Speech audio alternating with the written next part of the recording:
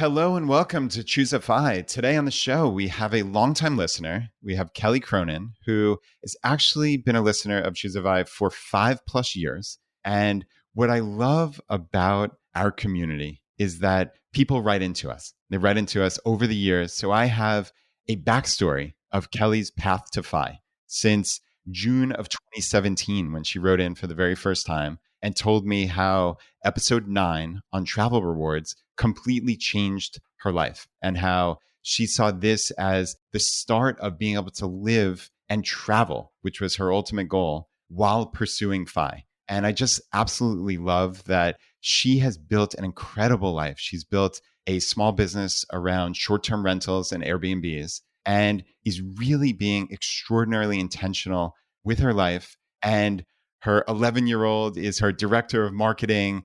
Her husband is renovating a cabin up in Alaska right now. This is what it looks like to live a life intentionally. So this is going to be a fantastic episode.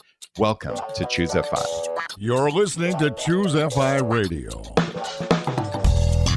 The blueprint for financial independence lives here.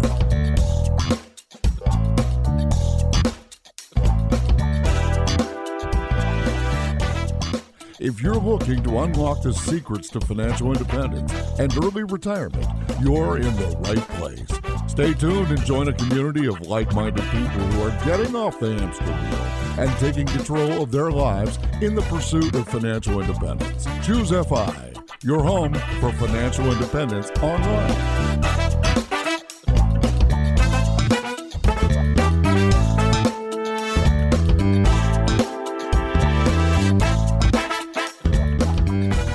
All right, Kelly, I'm so excited to have you here. And like I said in the intro, June 2017, you actually wrote a review for the podcast and said episode 9 was life-changing. Traveling is what FI looks like for my husband and I, and to know that we can travel and save is amazing. And I love that that was a launching point for all of the amazing things that has come since. And I can't wait to talk about it. So welcome. Thank you so much for having me. This is going to be so much fun. I've been looking forward to this for a while. And it's so neat. Like when I got your email just a couple of weeks ago and you said, hey, I've got this super cool story. And like, I legitimately recognize your name. We've been emailing back and forth for the better part of 5 years now. So that is what's so remarkable about this community is we get to see people on their journey and we get to all share. We talked about this from the very beginning as being the ultimate crowdsourced personal finance show. And that's not just a line. It's real because your story, frankly, is vastly more interesting than my story, right? Like I'm living just typical suburban life and you're starting this amazing business with short-term rentals, probably 5,000 miles apart from the farthest one. Absolutely. Yeah. That's incredible. So, okay, let's not get ahead of ourselves. Talk me through your early financial life. Were you good with money? Was this something that came more recently? Talk me through that. So I think I've always been pretty intentional with money. And I know that part of that was just looking at how hard my parents worked and the fact that they just did not save and knowing what that looked like. And so I think that I was always very smart about where I wanted to go with money. And then I think the thing that really kind of kicked it off so well is the fact that I went into this labor of love, veterinary medicine. And coming into veterinary medicine, it was absolutely a situation where we just don't get paid as much as some of the other professions out there. And so it's a little bit of a superpower to make less and to be able to really live a rich, full life in light of making less. And so it very much taught me that I could live on less. And then every time that I got any kind of increase, I just stayed at the spend pattern that I had. That I think it's a total superpower. Yeah, I completely hear you. It's interesting, right? Because I think FI is not about deprivation at all. And certainly from what I know about your story, it's not a life of deprivation. Clearly, it's a life of intentionality and making wise decisions. And I'm interested in what you said. Your parents worked hard, but they didn't save. And that's perfectly normal. I mean, believe me, that's a story that so many of us live, right? But you kind of almost made it seem like it was obvious that of course you would then start saving, but that's not obvious at all. That's not the way the tale ends for most people. And I'm curious if you could put yourself back there.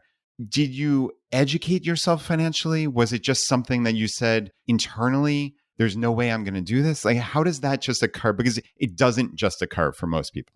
I think that there's that situation where in your life you look at whoever is maybe your mentor or your elder or whatever that might be, and you see what they do, and there's a little bit of following suit. And I think that one of the things that has given me a lot more to do in my life or a lot more to grow in my life is just looking at all of the different mentors that are out there and looking towards the one who does the best in whatever I want to do and making myself be in that room. I had a mentor early on who said, be the dumbest person in the room. And he didn't mean it as harsh as it sounds. He meant to make sure that you're always surrounding yourself with people who are doing it just a little bit better than you and people who are doing it a lot better than you, right? And you look to the people who are doing it a little bit better than you to make sure that you understand what the path is, and you make sure that you have the people who are doing a lot better than you in whatever you want to do, whether it be education or growth in money or whatever that might be, and make sure that they're in your room so that you have the entire ladder to look at. Yeah, be the dumbest person in the room. So, right, in essence, and I've heard it kind of flipped around, which is if you're the smartest person in the room, you're in the wrong room. Yeah. Right. And I think that I kind of like that take on it a little more is like, it's kind of a growth mindset versus fixed mindset, I would say, is like if you're looking merely for a room that you can pontificate and tell everybody and regale everybody with how intelligent you are, you're not growing, you're not learning, you're just proving something to people who frankly don't really care all that much. So anyway, that's kind of a sidebar, but mentors, how do you find mentors? I think in theory, like having mentors is something that like really appeals to me, but I can't say in my like 43 years that I have any mentors that I could speak to like at this point. And I suspect that means I've been doing something wrong all this time. So how did you find these various mentors through the years? Well, I mean, the internet makes the world small. And so we have this growth that happened with COVID that is something that we can't overlook, right? Just the fact that all of a sudden, we have this community that largely exists online. It no longer is someone you have to know or have known. And here's the other thing, like clearly, if you reach out to a mentor, i.e. you, you have the opportunity that potentially that person is going to care enough to write back, or that person is going to care enough to provide you the growth that you need to have. And I think that honestly, in the world, if you reach out to a mentor and they don't want to help you grow or they don't want to have anything to do with you, that's really telling me that that's not the person that I'd want to be mentored by anyways, because growth is exemplified by growth of other people. So if you can create a situation where you are that person who's mentoring out to someone else, you're going to grow because of the mentorship that you provide or the education that you provide. And honestly, anyone who is worth being a mentor is going to see that same thing. And clearly, like I look at the fact that we have all of these podcasts that are available to us now. There's all of this education that's at our fingertips. You just have to do a little bit of work and listen to them. It's just incredible what's out there these days. And so, some of my mentors are people and some of my mentors are podcasts. Yeah, that's a great way of looking at it. It's funny because I think I would have had a limiting belief that it had to be someone that I got together with in person and we had lunch once a month or a couple times a year. And that's my formal mentor. But yeah, I guess when you're saying that, like I could look to Tim Ferriss as a mentor. I could look to Dr. Peter Attia and Andrew Huberman as mentors, right? Like because I'm learning from them on a weekly basis. And yeah that's really cool. I like that. And I want to go back to that superpower of making less, because that is a really cool rethink on something that a lot of people would look at and say, wow, this is a huge negative. I could never get ahead. Financial independence or succeeding financially is only for some other they, the people who make and fill in the blank with the number, whatever it is, more than what I make. Regardless of what I make, it's always more is, oh, that person can succeed, but I can't. But yet you have chosen to look at it as a superpower. I'd love to hear more about that. So I think that one of the things that you really have to look at is, and you guys talk about it all the time, right? The holisticness of life, looking at not just getting to FI so that you can spend your money the way you want to and never work again, but looking at FI as like, this is an approach that is going to get me to the maximum amount of happiness that I have in my life right now. and that I have in my life down the road. And I think that Vicki Robin did a really good job of this too, looking at the fact that every time that you're trading some of your life for something gainful, it can be a situation where you're actually doing detriment in the pursuit of something better.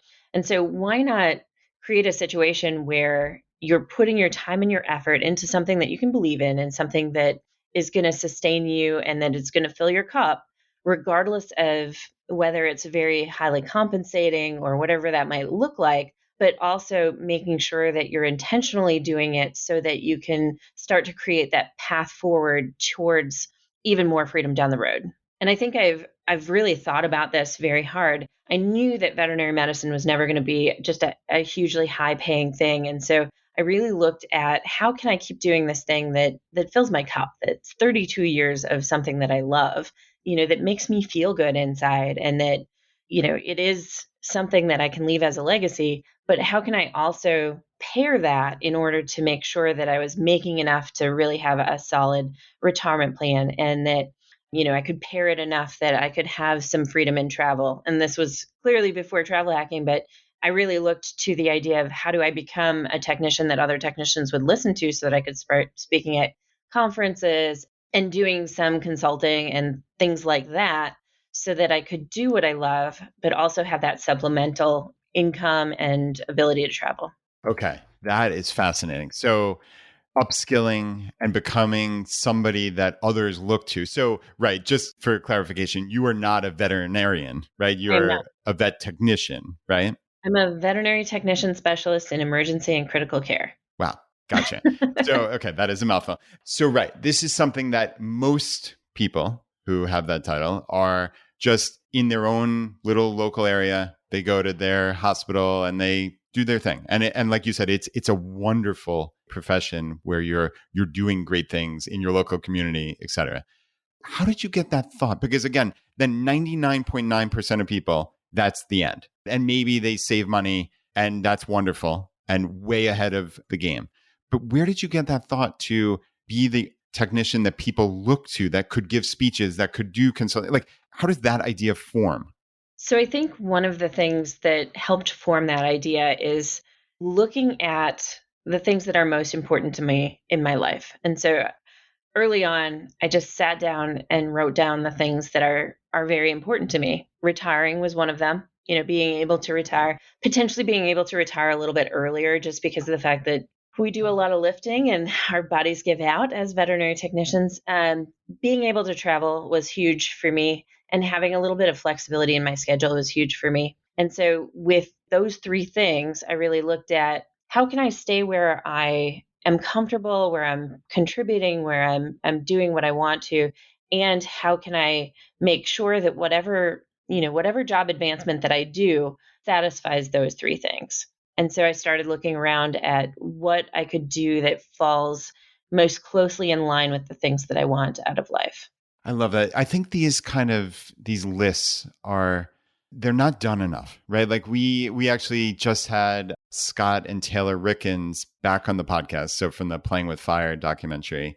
And interestingly, the way that Scott got Taylor into the entire world of financial independence, also back in 2017, was coming up saying, hey, let's sit down and come up with a list of the things that we love on a daily or weekly basis. And it can be so clarifying, like that type of thing. And your list is another one you can do in parallel of like, what is truly important? What are my life goals in essence, right? And retire, travel, and have flexibility. Yes. Okay, with those as my North Stars, right? As the guiding lights, how can I build a life and a career that help me get there? What can I do? So, I mean, that's fantastic. And I would highly recommend that people do these kind of exercises much more often, right? Like it's easy to talk about them or hear it on a podcast and say, oh, that sounds cool. But to actually sit down and do it is an altogether different experience. Well, and that's how I broached the idea of coming into the rental business as well. Is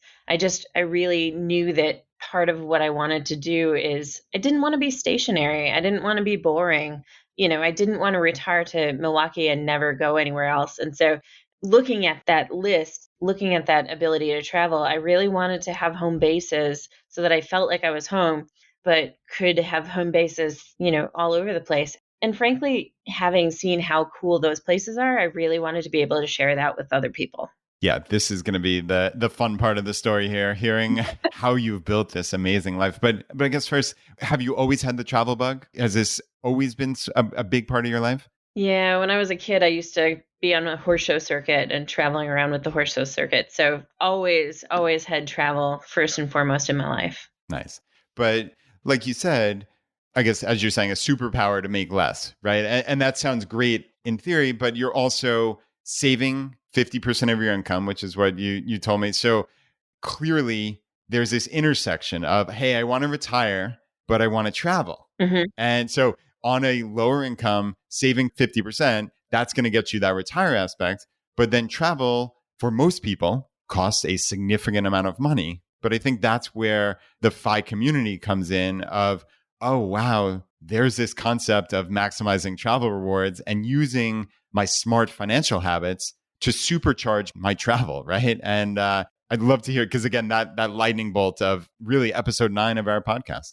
And I think that what that really did is that made that gave us the diving board, right? That we jumped off of in order to get places in crazy places. I think that had we not had, travel rewards and really gamifying travel in our toolkit, it wouldn't have been possible to open places in Vieques, Puerto Rico or Kasilof, Alaska. It just wouldn't have been possible. And I think that, that's where, again, if you have good mentors, if you listen to the right things, you can really teach yourself the ways around those types of things. And it's done so much for us to have that rental business just because of the fact that it opens up just a ton of different opportunities, especially in the financial independence, game. It allows you to get paid to travel, right? And deduct those items from taxes. And it allows you to do a self 401k. So for example, looking at my 401k, it's not a really great match and it's just a mediocre 401k, but I can do that self 401k and really, really stack what I can do in terms of dumping some of those incomes into that. And then beyond that, you're not only getting that ability to take in rental income, but you're also getting appreciation from the homes as well. And so it's just on so many planes, it really helps us in terms of a life hack. Yeah, that's fantastic. So, okay, so we have really 2 completely separate, amazing things that are going on at once here, right? So we're talking about maximizing travel rewards to travel. And then that actually led you into finding some of these rental properties to purchase and then have this short-term rental entire business with multiple properties all across the United States and now Puerto Rico as well. So before we get into the rental business, let's go back to the travel rewards aspect. So when you first heard about it, was this just kind of like, oh, this is obvious, I have to do it? Was it, hey, I need to really like trust but verify, this sounds good, but I have to figure this out? Or like, did you just dive right into it? So I tend to be a leap before you look type of person. I will get stuck in that analysis paralysis sometimes, but predominantly I am a leap before you look. And so I knew that I had the capacity to manage credit cards pretty well in terms of not allowing them to become too much and in terms of making sure that I'm not, purchasing a lot of fluff with them.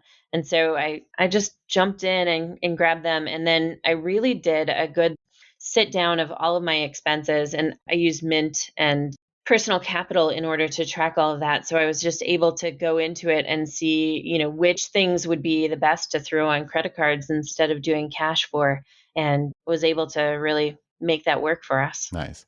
Yeah, it's amazing when just using your smart financial habits, right? You can really wildly succeed and get maybe 1, 2, or more potentially nearly free trips every single year. It feels like you've found this cheat code to life, right? Yes, it's absolutely a cheat code to life. But, there are a lot of people who just don't have that tenacity to keep things in check, and it's going to hurt them. So it has to be part of a smart financial practice, or otherwise you're just doing yourself a disservice. Yeah, and I'm so glad you said that. And we try to say that literally every single time that travel rewards comes up, which is why you probably know the words better than I do at this point. But that is the critical part, right? For people in our community, the vast majority of our community who can pay their credit cards on time and in full every single month. And they're just maybe using a credit card instead of whatever, a debit card or cash or whatever people use at this point. For those people, this can be a nearly no-brainer type win. But right, as you're saying, obviously, it goes without saying, tens of millions of people get in trouble with credit card debt. And this is not the optimal strategy for them at this juncture, right? Once you get to that, doesn't mean forever, but once you get to that point, then this may be something to consider. So, okay, what was the first trip you took using rewards points? Do you remember? We went to Hawaii, Ooh. my little one and I, and it was actually on a companion pass. And so we both made it to Hawaii for $89, I want to say. Wow. Was it Southwest Companion Pass? Yes. And literally $89 because of the fact that I was able to couple two flights together. Instead of doing a flight from Milwaukee, I did a flight that was Milwaukee to Chicago and then Chicago to Hawaii. And then my cousin actually has a Hawaii place to rent out. And so we were able to stay for free. And yes, wow, amazing trip. So literally $89. That's incredible. Yeah. So, okay, let's fast forward a little bit because I think the story intertwines here or intersects with travel rewards and your first rental property. Tell us about that. So we had a couple of misses trying to do a rental property nearby. In fact, one of them, unfortunately, they lied about the access and the easement, and then the other, they lied about the title, and it was a dirty title. And so those kind of fell off. And it was very happenstance that the kiddo and I were just doing a trip to Puerto Rico on travel rewards because that's amazing. And we had nothing planned at all. I think I had the first night hotel booked. That's it. And happened upon the island of Vieques, Puerto Rico. We just followed another family there because we had no plans. Got there, and it's one of the most incredible places you've ever been in your entire life. We were just stunned and dazzled by a bioluminescent bay where you could see the fish darting underneath the glass bottom kayaks. And I mean, literally, we walked off the ferry, the $2 ferry, and immediately this herd of horses trotted over in front of us. And this little foal came up to Izzy and just charmed the pants off of her.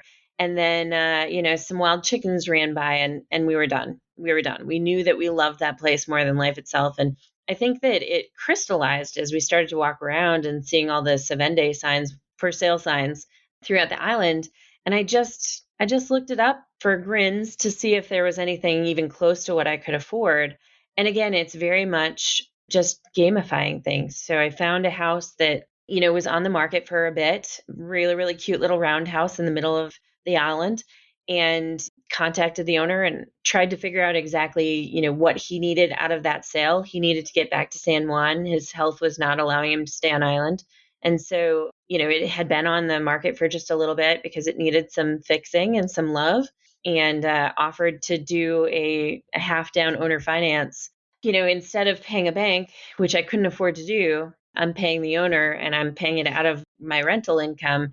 And so I was able to really make my savings stretch so much better. And I was able to keep the interest rate really low because we negotiated the interest rate, and it's negotiated at a first home type of interest rate. So just thinking a tiny bit smarter to make sure that, that you're working with whomever you're working with to get a win-win out of things. Yeah, I love the win-win mentality. I'm curious, okay, this is your first rental property. It sounds like there were a couple of mishaps, let's say, in potentially buying in Wisconsin first. So first off, how far down the road did those get? I mean, you didn't actually purchase these things, right? So for the first one, I had done all of the inspections. I had insurance. I had it listed. I was down the road before we found out that it had no easement. Down the road? Yeah, it was down the road. For the second one in New Mexico, it was an RV park, and I was working with the small business commission down there. I had a Facebook page. I had renters. I had 9 renters already committed. I was down the road with that one too. I had some inspections done already before we found out that there was 30 people in the title. Oh, wow. Okay. So Not just a minor issue then. It would have been a minor issue too if we could have tracked them all down, but we're talking about 30 years worth of 30 people being on a title. So it wasn't going to happen. Yeah. Wow. Okay. So with that as the backdrop, Hmm. how do you have the guts to go on a vacation to an island off of Puerto Rico and negotiate with a local landowner, not even through a bank? Or it sounds like you're just doing this on your own, which is wonderful, obviously. But how did you have the guts to do that? Well, there's always that trust but verify. And honestly, when we were talking about trust but verify there, I did work with a local real estate agent, Gustavo, shout out, he's awesome. I did work with, a local legal assistant in the Okay. area, an attorney. And so I did the due diligence just like I did with the other two properties and unfortunately found out terrible things. But as much as doing that due diligence, I also did a little bit of, our tagline is plan less, live more. And so this is what we do. I purchased that property, or at least I made the offer and had it accepted and had a deal in hand before I came to Island, before I saw that house. Really? Literally Yeah. before you saw the thing. Okay. Yeah. Yeah. I love that plan less, live more. I think I heard you on the Bigger Pockets rookie podcast it was, I believe. And you said something very similar that I absolutely love. You said the less you plan, the more you live type of vacation. It sounds like, so we had no hotels or anything booked. You actually just showed up there without, like, for my kind of planning brain, I am so envious of somebody that can do that. But it kind of makes my skin crawl in a sense. Like, how do you do that? Like, so you just showed up in Puerto Rico and no hotels booked, nothing? I booked one in the car on the on Plenty the of ride time. to the Plenty of hotel. time. Yeah, yeah. I mean, honestly, like I've never been in a place where I couldn't do something last minute. And maybe it's not the ideal place that you'd want to be, but I will guarantee you that if you throw things into a hat a little more often, good things will come of it. And frankly, that was absolutely the case there because we got on island. We ended up meeting this very, very amazing family. We ended up making friends with them. Izzy has a 10-year-old friend for life now. Like they met when they were 10 years old. We went over to this island that I never would have known existed in a million years, never would have heard of a bio bay, never would have seen the horses, wild horses on the beach, never would have seen any of this. And it all happened because we didn't have things we had to do. We just, had a vague sense of wanting to explore. And honestly, it kept going from there. We met two young men at the island who had a vacation rental in the middle of main island, Puerto Rico. And so we ended up staying at their place next. And, I could have never in a million years afforded their place, but because we met them, they gave us a discount code and we stayed at this beautiful 14,000 square foot palace on a hill because of the fact that we didn't plan anything and it was open and it was fine. And then we stayed in Condado with that family's grandparents who have a rental. It's one of those things where if you open up just a little bit to allowing life to take you somewhere, it will take you amazing places. Hmm. Yeah, that's beautiful. That spirit of openness. And yeah, it makes you more adventurous and it probably attracts people to you, I suspect, very strongly. And it reminds me of as you're talking about these houses you're staying at, like you don't actually, for most people, you don't actually want a second home. You want friends with second homes, right? And Yep. and now you have friends, it sounds like, that you're making all across the world, which is wild. Well, we had that situation happen on our most recent trip as well. We headed up to Alaska to refit a dome house that we purchased sight unseen in Alaska. And on Of the course, way up, as one does, right? as one does, yes.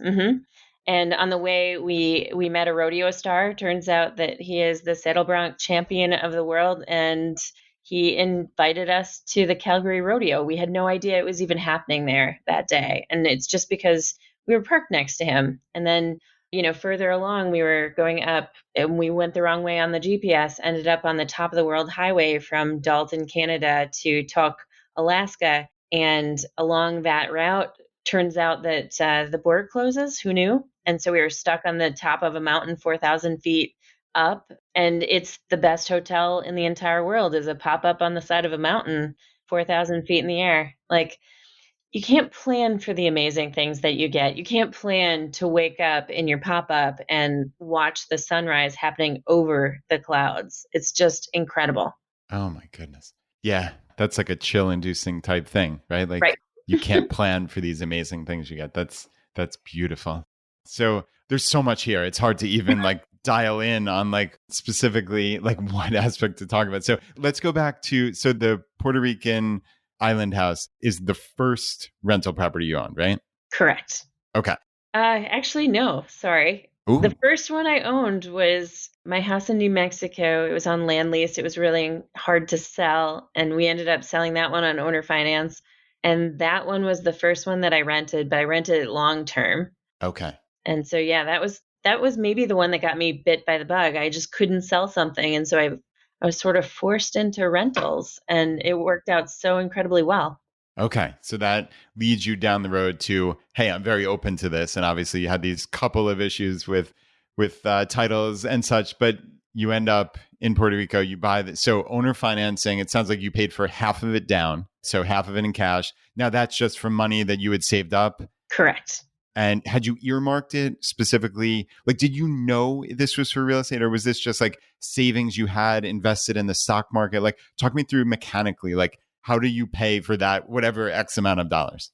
So I had 110 in Vanguard account, VTSAX, and a little bit of a mix, just sitting there from years and years and years and years of investing. And unfortunately, it had dwindled a little bit just because of the fact that I had gotten divorced, and so I had to divide out a bit there. But it was definitely something that I just had for investment. And I just looked at it as shifting investments from one vehicle to another. Nice. Okay. And this is really interesting because I think this is where a lot of people get kind of lost in the details of like what makes a holistic financial life. And it's a lot about personal preference, frankly. And like there's no wrong answer. It's ultimately, like you said, one of your main three goals is retirement. So this is ultimately an investment, and you're just reallocating from, okay, I have the vast majority of my net worth in the stock market to, okay, I want to reallocate some of this to this property in Puerto Rico. So, I mean, that makes sense from a very high level, but did you run the numbers? Like, did you compare like estimated annual return in the stock market versus what I think I can get from this? Or was it more of like, it seems like you're both a spur of the moment, but yet you said analysis paralysis very fleetingly earlier in the conversation, right? So I'm curious about the intersection of those things. So I think I did a fair bit of education of myself, just listening to podcast upon podcast from bigger pockets about the 1% rule and about making sure that whatever property I looked at was hitting the 1% rule.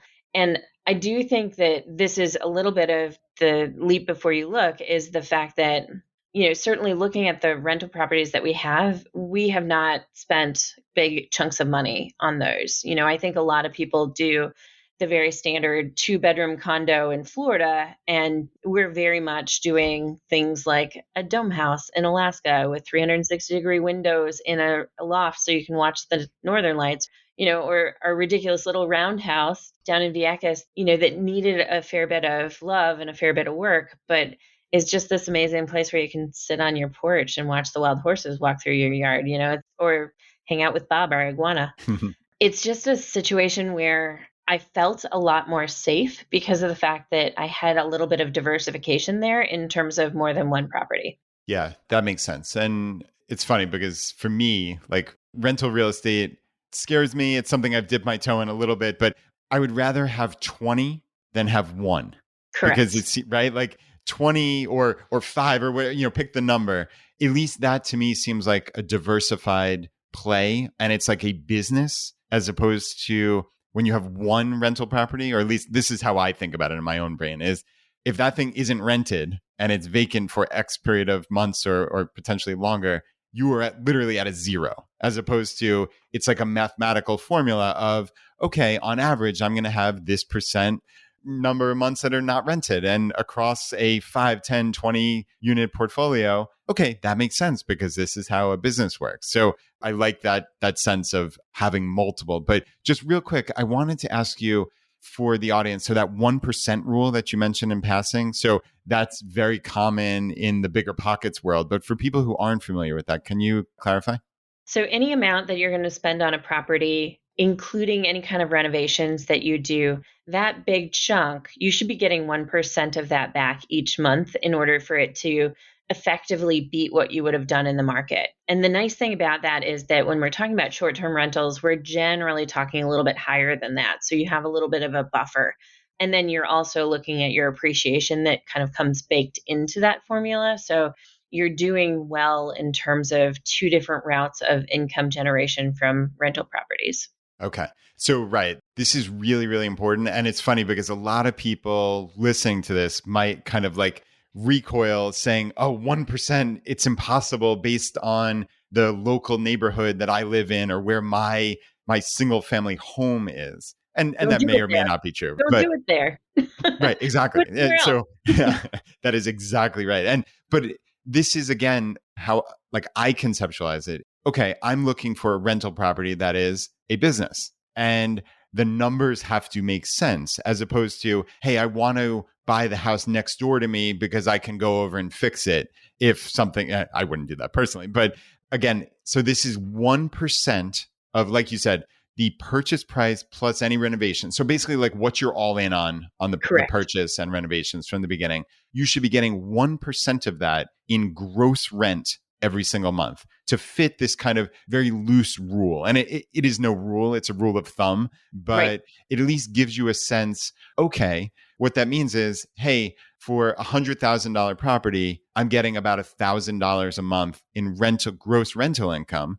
And what that means is I'm getting then $12,000 a year in gross rental income, which would be a 12% gross return. But as we know, obviously, there are expenses. There's not only taxes and insurance and all sorts of maintenance and repairs and such, but like we talked about, you have to kind of allocate for, hey, this thing is not going to be rented 100% of the time. So there are these kind of longer term expenses. And I think they say like you should expect it to be roughly 50% or thereabouts. And, of course, that's going to differ depending on the property, obviously. But I mean, that gets you down to like a 6% return when you actually run the numbers. But like you said, then there's appreciation, et cetera, et cetera. So it's not setting the world on fire in terms of, wow, real estate is going to crush my return in the stock market, but it's a very, very nice diversification play. And if you do it right, and actually that's where I want to get into the short-term rentals, if you do it right, you can certainly exceed that maybe 6 to 8%. That would be kind of like a best case in a 1% rule type scenario. Well, and I think that when you think a little bit outside the box, for example, our Utah house, which is unfortunate, another story, but our Utah house, we bought it for $17,000. We were looking at adding an additional $5,000 in terms of renovations and things like that, just because it's 250 square feet, very, very small. And, looking at the rentals that people already committed to, we were looking at $200 a night effectively. And so that blows the Wow. 1% rule out of the ground, right? Right, because in that case, you'd be talking what, $22,000 all in on this thing? Mm-hmm. Yeah, so $220 a month would be the 1% rule, and you're talking about potentially getting that per night in essence. Yes, and we had a wait list for that. So it's definitely a situation where if you think outside the box, you can really do some justice to what you're actually looking at doing here. Wow. Okay, so thinking outside the box, just from what the little you've told us about your properties, it sounds like that's the operating system of what you're going for. Like, are you looking for experiences? Like when you see something, is it just okay, this is going to rent really well? Or is it, hey, this is super cool, I like this, kind of like the less you plan, more you live type of thing? Like, talk me through how you conceptualize like putting this entire portfolio together, because that ultimately, Kelly, is what you're doing here, right? Like, Right. I'd love to hear the thought process behind constructing this. Our operating system is much more about finding places that are going to, again, gamify our life, right? We choose places that we want to go because, honest to God, the marketing is so easy when you believe in what you're marketing, right? I can sit and tell you that it's super amazing to be able to go into the ocean and pick up a rock lobster and grill it on our grill and hang out on our deck and, feed Bob the iguana some papaya and like hang out and, listen to the ocean breezes, or take the picnic basket down to the beach and have a massage on the beach. Like, I can sell that because heck yeah, that's what I want to do on vacation. Like, I don't need a big screen TV. We don't have a big screen TV there, and we have no intention of doing it. So we pick out places that speak to us because we want to be there. And that does twofold, right? A, it makes it so much easier to try and tell someone else that they need to stay there. And B, it makes it so easy to want to put the work in, to want to be there doing the fix ups, and to want to long term have this, right? It's a situation where my long term goal is to have a place in every place that I'd like to be. And I mean, we have some amazing places in this world, and a lot of them are more affordable than you think. Hmm. Yeah, that's cool. As you're saying that, I'm thinking, okay, there are a lot of people that have that 2-bedroom, 2-bath condo in Florida that you talked about before. But are you really excited about telling people about your 2-bedroom place in Orlando where there are a couple 100,000 of those places, right? As opposed to, hey, I have this amazing place in rural Alaska somewhere that you can see the northern lights. I mean, that's like an obvious thing. Yeah, that is super cool. So, okay, it sounds great in theory, but again, you are running the numbers also. Like, I guess let's go through, if you don't mind, just like Yep. one of the properties, just like a rough sense. And, we don't have to dive into precise numbers, of course, but like just a rough sense. Let's talk about the one in Puerto Rico, because I think that's super interesting to me. So you paid about half of that down. So it sounds like you sold a bunch of your mutual funds from Vanguard. You have the proceeds, and that goes to roughly 50% of the property. 50% of it is owner financed. Also, I'd love to hear like what the term is on that and how that works. I know you said you were able to negotiate the interest rate. Of course, Yep. The term has to be negotiable as well. So let's talk about that. And then like, do you start instantly in terms of putting it on, like, do you have your own website? Do you put it on Airbnb? Let's talk through like the nuts and bolts of this. Absolutely. So Vieques Sea House is the name of the house. It is not on the sea, but I feel like 1.5 miles away is not so bad. It is the color sea blue. So Vieques Sea House. It was $73,000 and about half on owner financing, so roughly 36 down. The other half comes out to roughly $600 a month. We have things like we do have internet there. We encourage people not to do it, but we have it. We have put some money into the remodel, so redoing the loft so that there's the beautiful loft that's super romantic to have the second bedroom. Redoing the kitchen so that the kitchen is just really, really useful for when you want to cook beautiful meals, putting a deck on, things like that. I think all told, we ended up at 81,000, including all of the fittings. And so not terrible in terms of that. And, right now is hurricane season, so we're in a little bit of a downtime, but barring the 2 months of hurricane season, we're generally looking at about 120 a night with a 60% occupancy rate. And I think that 60% is very much driven by the fact that we are pretty new to the market and we're just kind of getting our feet. I do Airbnb, and I also do direct book through our website, which is www.croninscastles.com. And I would say that we're about 50-50 on direct book versus Airbnb, which is great because Wow. Airbnb fees are about 17%. Okay. And we do start advertising before we're ready to actually put people into them. So, for example, the first stay in our Vieques house was actually a photographer who did the most amazing sea pictures you've ever seen in your lifetime. Shout out to Dorian. And they, just make you want to be there all Nice. the time. Wow. Yeah, that's super cool. So, okay, let's go back. As you were saying, you have about somewhere in the vicinity of like $36,000, $37,000 loan with the owner, roughly. But then you said you pay about $600 a month. So just assuming no interest, that's only 60 months or 5 years. So it sounds like, assuming with the interest, it's probably, I'm not sure exactly, maybe 8 to 10 year loan, something like that. Is that roughly accurate? So it comes out to be an actual 5-year loan, and it comes out to 4% interest. Oh. And so, yeah, I'm not quite sure how the amortization schedule comes out of it, but that's how it actually came out to. Okay, cool. All the better. So 5-year loan.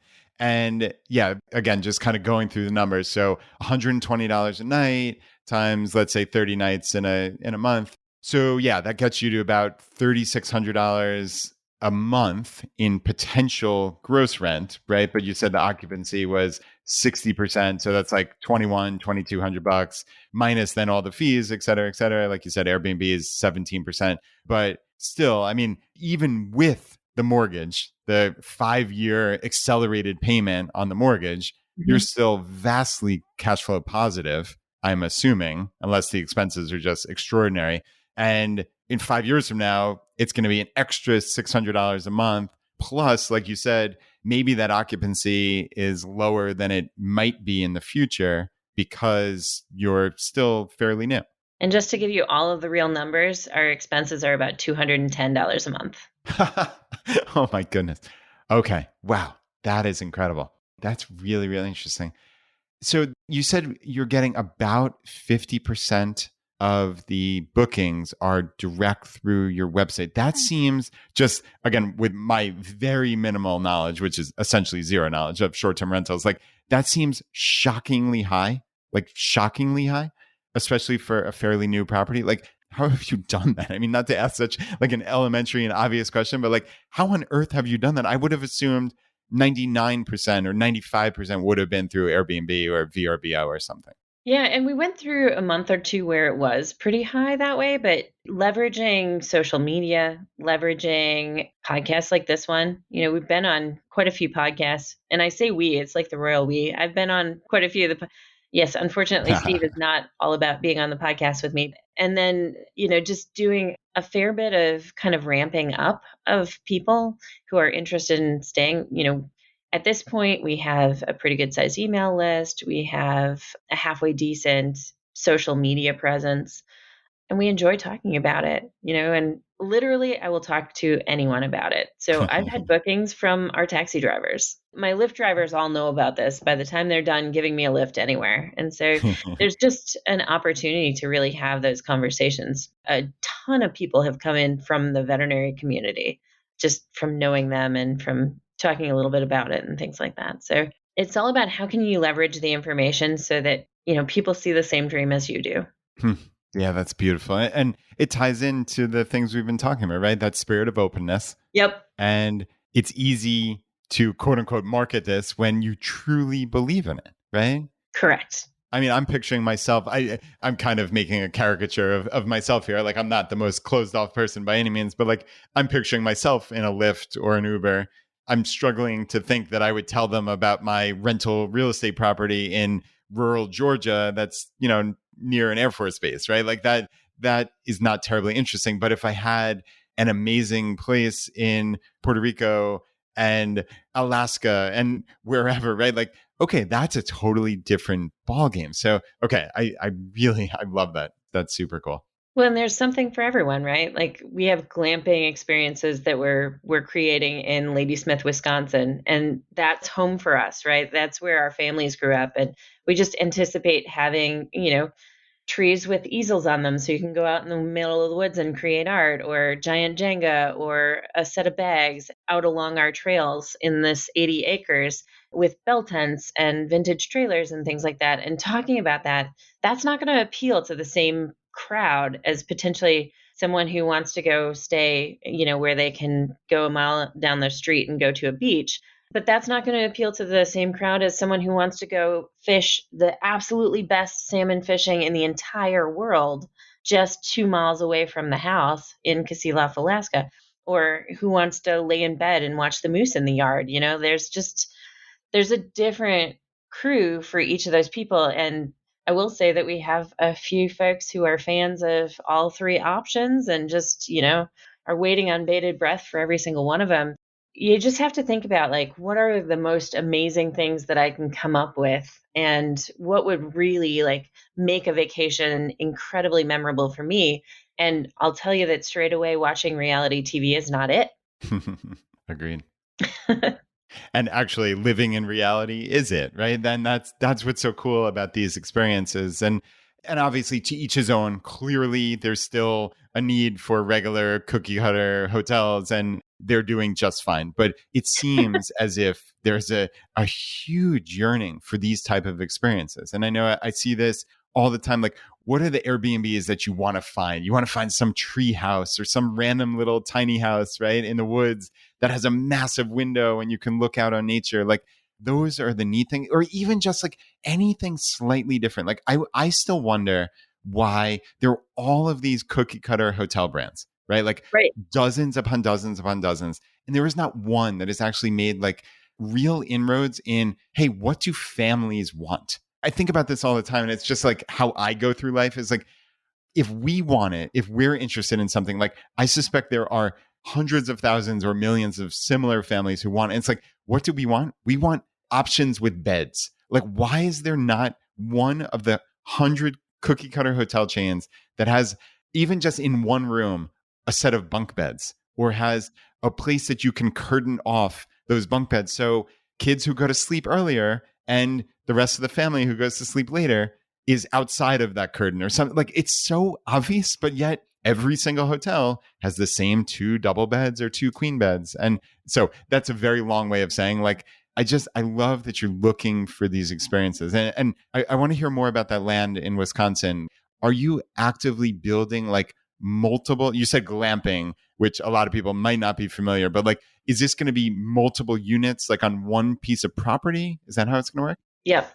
So we bought 80 acres. It has a river running through it. It's an incredible piece of land. And upstate Wisconsin is just an incredibly beautiful place, incredibly beautiful. And so we wanted to, I'm not a camper. I am never going to want to sit in the woods and have nothing to do. I'm never going to want to sit in the woods and like, on the ground. Just not going to happen. So I really think in terms of how can I provide a mattress and a shower and still give people an opportunity to like just have themselves, to turn off the Wi-Fi connection and connect with each other. Yeah, it's beautiful. It really, again, it's about these experiences. And I kind of wanted to ask about how this, and I keep using this word portfolio, right? Like how this portfolio of properties like eventually ends up in your mind's eye. So you talked about, hey, I want to have a property in every place that I want to spend time in. Like that sounds great, both in theory, but I wonder in practice, like, is this eventually going to be like an independent type, I can travel wherever and I'm actually traveling to my properties? Or do you truly see them as, okay, this is a business, and if I want to go to my town in Alaska, I can just rent another place? Like, I know that that might be like a subtle distinction, but I'm curious like how you think about that. Well, we're thinking about it a little bit, again, outside the box. We actually have a school bus that we're remodeling into a schoolie. It gets better and better, Kelly. I love this. So we've named her Deep Thought because she's the answer to life, the universe, and everything. Oh, 42. Yeah, just bus number 42. For those of you who don't know, go read Mostly Harmless or Hitchhiker's Guide and get on board. Best books ever, Douglas Adams. And then we are slowly but surely, and it's certainly taken a backseat to some of the other remodels that we're doing, but slowly but surely creating a living space that's on wheels so that if we go to one of our places, we don't necessarily have to stay in them. Or if we have something that's mid remodel, we have something that's really comfy and homey to stay in. And just, so that we can travel in between in absolute comfort as well. Wow. This gets cooler and cooler. I love it. So talk me through the financial independence aspect of this. So I know you said you love your job, obviously, and that's what's so beautiful about it is even though you're not making an extraordinary income from it, if it's something that you truly love and it lights you up, you can continue to do that if you so choose. But I don't know if that's part of the long-term plan, like in terms of, I think you told me offline that you do a little traveling for your job, I guess maybe speaking at some of these conferences, et cetera. I guess talk me through the intersection of that, your actual job, with this really location independent life that you're building concurrently. I think one of the things that I like the idea of is I like the idea of continually doing your job as long as it makes you happy. And I think that doing it at a level that makes you happy. And so right now, still building the portfolio and still building a financial independent life, it has been, running at full tilt in order to, I work 60 hours a week at my day job. And so being able to someday down the road choose to pull the throttle back and maybe just do the consulting, or pull the throttle back and just relief tech somewhere and just be on the floor. But being able to choose intentionally how much of that I want to do to still maintain my happiness in the field, that's what I really would like to do. Is I would like to have a little bit more control of how much of it I do. Yeah, that makes sense. And really, the farther along you are on this path, the more options you have, which is wonderful, both with financial independence in terms of the percentage, the savings you have, right, of your FI number, but also having this entire portfolio of rental properties that are obviously bringing in money every single month. And I'm curious about the rental properties. So you just said that you work like 60 plus hours a week in your regular job, and you don't have these properties in your local area. Like, how hands-on or hands-off are they? Do you have things automated? Like, how does that actual business? Because I suspect there are a lot of people listening to this who are saying, okay, this sounds amazing. Like, sign me up. How do I get started? Like, but yet, do I need to like be on the phone with contractors in Puerto Rico to do this? Like, how there's a lot of info to get from here to there. I'd love if you could just give us a little flavor. Absolutely.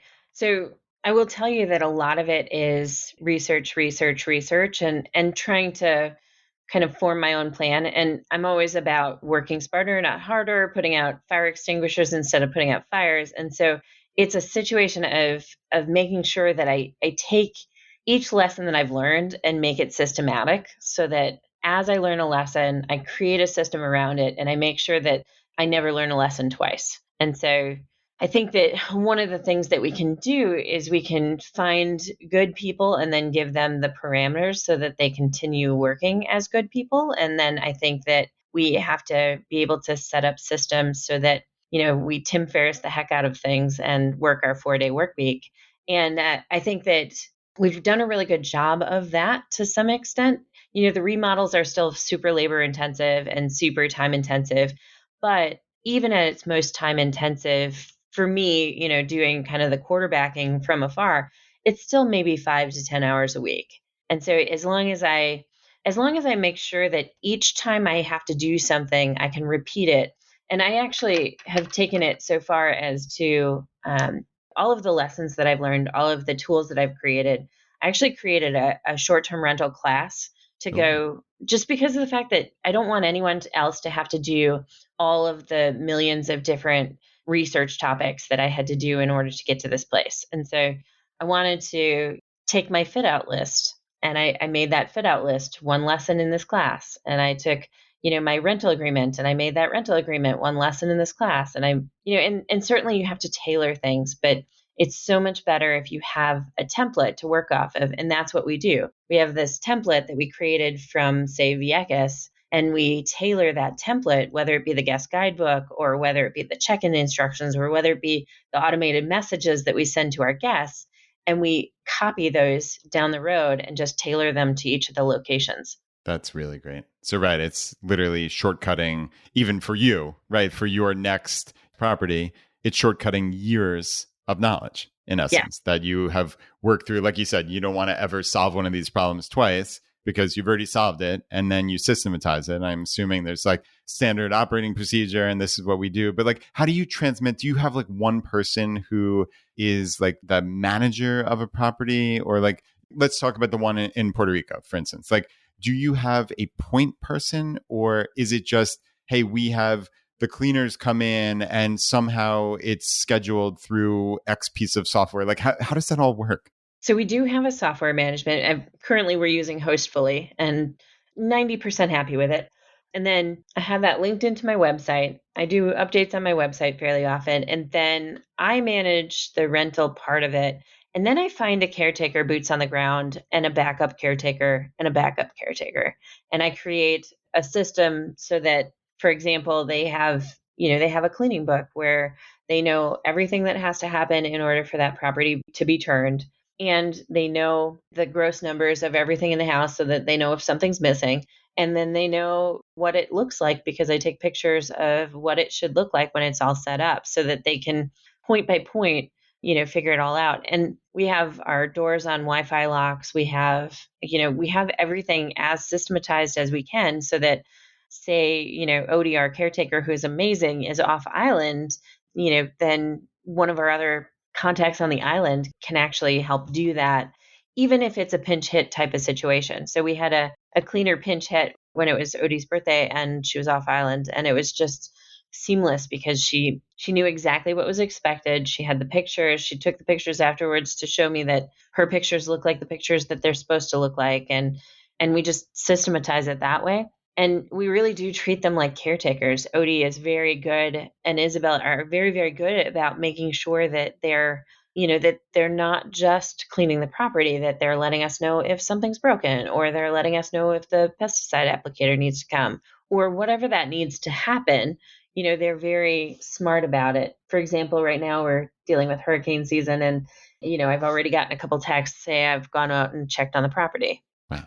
That's not a cleaner that does that. That's a caretaker. Yeah. That's someone who cares. And that's a beautiful word, but it's more importantly, it's the sense and how you get that across is those people truly are caretakers, right? As opposed to, hey, you have one tiny little job and that's all we expect. It's transactional, as opposed to, wow, yeah, you are right. Again, you're that caretaker, and that's the subtle thing, but it means everything, right? As we say, like the little things are the big things in life. Well, and Isabel and Odie are part of our family now. As much as it's a business, and yes, we have to run it as a business, when we're on island, they come over for dinner. And when they need something, like, they let us know. Yeah, that's really, really cool. So, okay, where do you go from here? Do you have another? I know you're doing all the glamping and such at your property in Wisconsin. Is that going to keep you busy for the next X number of months or years potentially? Like, is that the big project, or is it just, hey, we're going to see how this goes kind of thing? So Steve and I, we are very much the teeter-totter. He makes sure that I go up when he goes down, and vice versa. And honestly, I think that it's a healthier business because of that. And so I think that the answer is we don't know exactly where we're going with things in terms of timing, because we're still proofing out how long it takes to do a remodel. We're still proofing out how long it takes to do each thing in terms of putting a septic in or things like that, just because of the fact that every project has a little element of something new. And, it's not as super cookie cutter as like putting in a subdivision. So I can't answer how far we're going to get or what that timeline is going to be. I can answer that I have ideas, so many ideas. I need a steampunk house like nobody's business. It just needs to happen. So lots of ideas.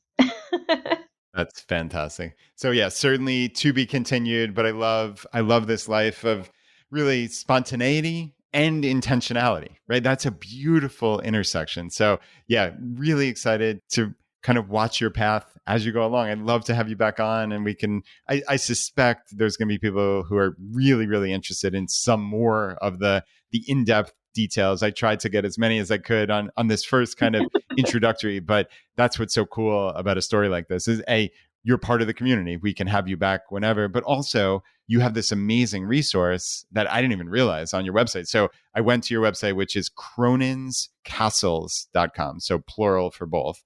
And we will have that linked up in the show notes for everybody. It's easier to just click through the link. But I saw the properties where you can book. And I see when you hover over book now, it's that hostfully.com. So that was the booking software, which is a lot clearer now. But like you said, you have this short-term rental class, which I did not realize. So that's really, really neat. I suspect you're going to have a lot of people interested after hearing this, because I think this is a dream for a lot of people, but it seems insurmountable to try to figure it out on your own.